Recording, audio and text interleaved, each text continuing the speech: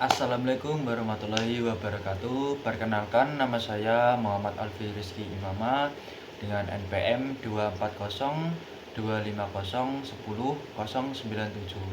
Saya dari Fakultas Pertanian Program Studi Agroteknologi.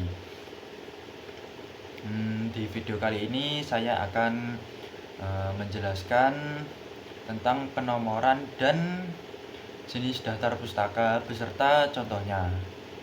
Ya, disimak videonya berikut ini. Saya akan menjelaskan tentang penomoran pada paragraf. Yang pertama yaitu pengertian. Penomoran pada paragraf adalah sistem penandaan yang digunakan untuk mengorganisasi elemen-elemen dalam dokumen ilmiah atau akademik.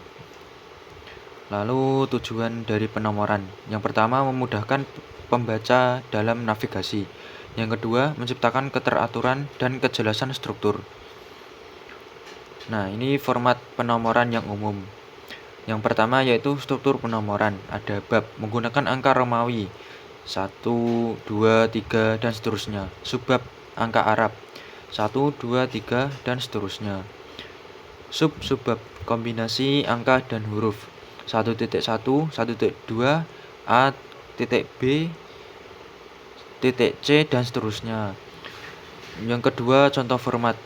Bab 1 pendahuluan, yaitu ada latar belakang, rumusan masalah, masalah utama, masalah tambahan. Lalu penomoran pada bagian khusus. 1. Daftar isi menggunakan titik-titik, contoh pendahuluan, titik-titik 1.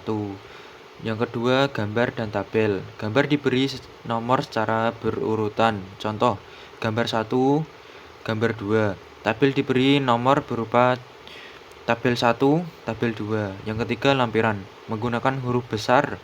Contoh, lampiran A, lampiran B. Tips penomoran yang rapi. 1. Menggunakan fitur otomatis di Word atau PowerPoint. Pilih menu numbering untuk membuat penomoran otomatis. Yang kedua, perhatikan konsistensi. Gunakan satu format penomoran di seluruh dokumen. Yang ketiga, sertakan panduan penomoran di daftar isi. Pastikan nomor bab dan halaman sesuai dengan daftar isi. Terima kasih. Lalu ada jenis daftar pustaka. Yang pertama, APA atau American Psychological Association. APA style gaya penulisan APA banyak digunakan di bidang ilmu sosial, pendidikan, dan psikologi. Format ini menekankan penggunaan nama penulis, tahun publikasi, dan informasi data lainnya seperti nama jurnal dan halaman. Contoh format daftar pustaka gaya APA untuk artikel jurnal adalah seperti ini. Stevens isi dalam kurung 2008 Surgery for Trauma Patient Student Profession Journal. Lalu yang kedua, MLA atau Modern Language Association. Gaya MLA sering digunakan dalam ilmu humaniora, termasuk sastra, linguistik, dan seni. Format ini mengutamakan penulis dan halaman yang dikutip, memudahkan pembaca untuk menemukan kutipan dalam naskah. Contoh penulisan daftar pustaka gaya MLA, Jonathan, Karim, petik, Boyan Growth, Library and Development, Annals of Library Research. Yang ketiga, Chicago Styles. Chicago Styles memiliki dua varian utama, yaitu Notes and Bibliography serta Author Date. Dengan yang pertama lebih sering digunakan di bidang sejarah dan humaniora. Contoh untuk kutipan gaya Chicago yaitu Google 2009 tanda petik Google Privacy Policy petik last modified March 11. Lalu Harvard Style. Harvard Style sering digunakan di dunia akademik dan menekankan pencantuman nama penulis dan tahun dalam teks.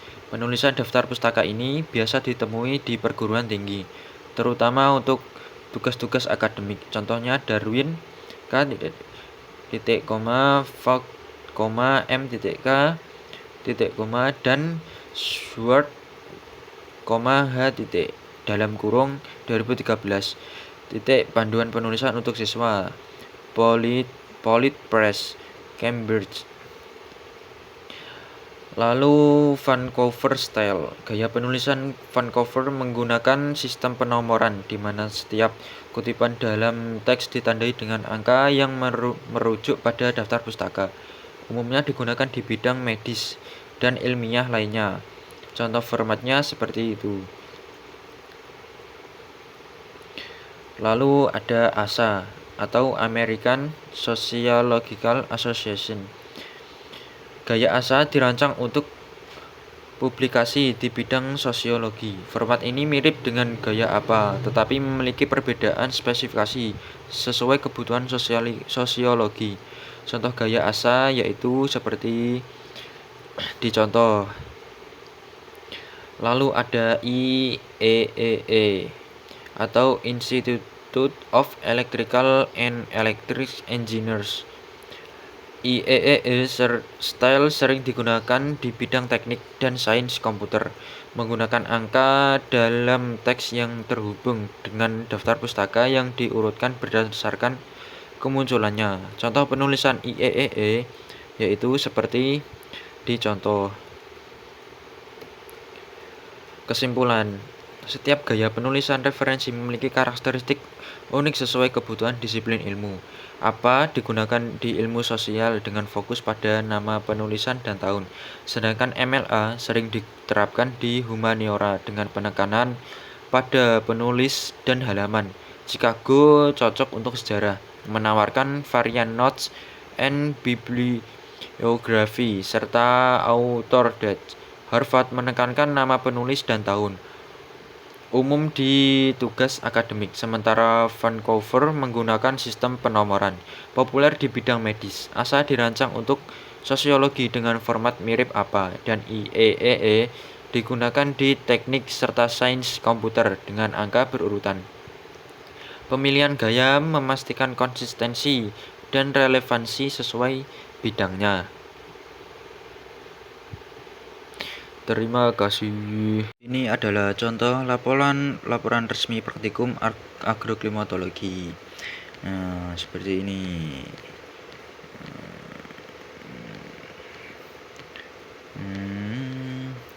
Nah, untuk daftar isinya seperti yang dijelaskan tadi ya. Ada kata pengantar, titik, satu. Lalu ada pendahuluan. Pendahuluan itu ada latar belakang dan tujuan. Nah, kurang lebih ya seperti ini.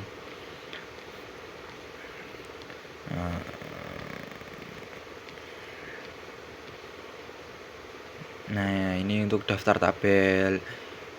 Tabel 1.1 hasil pengenalan titik pada halaman 8 dan seterusnya.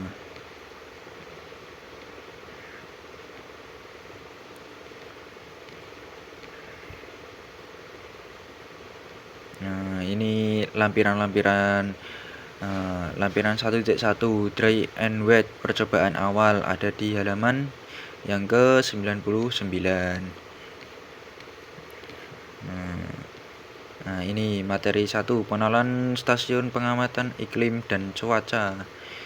Ada bab pendahuluan. Subbabnya 1.1 latar belakang. Lalu 1.2 tujuan. Nah, ini bab 2 tinjauan pustaka. Nah, kurang lebih seperti ini. Nah, ini untuk tabel.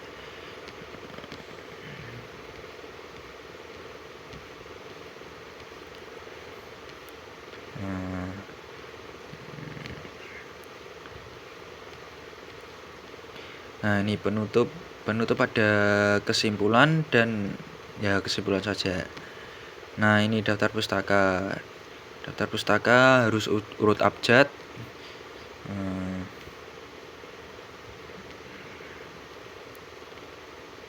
Nah, sekian.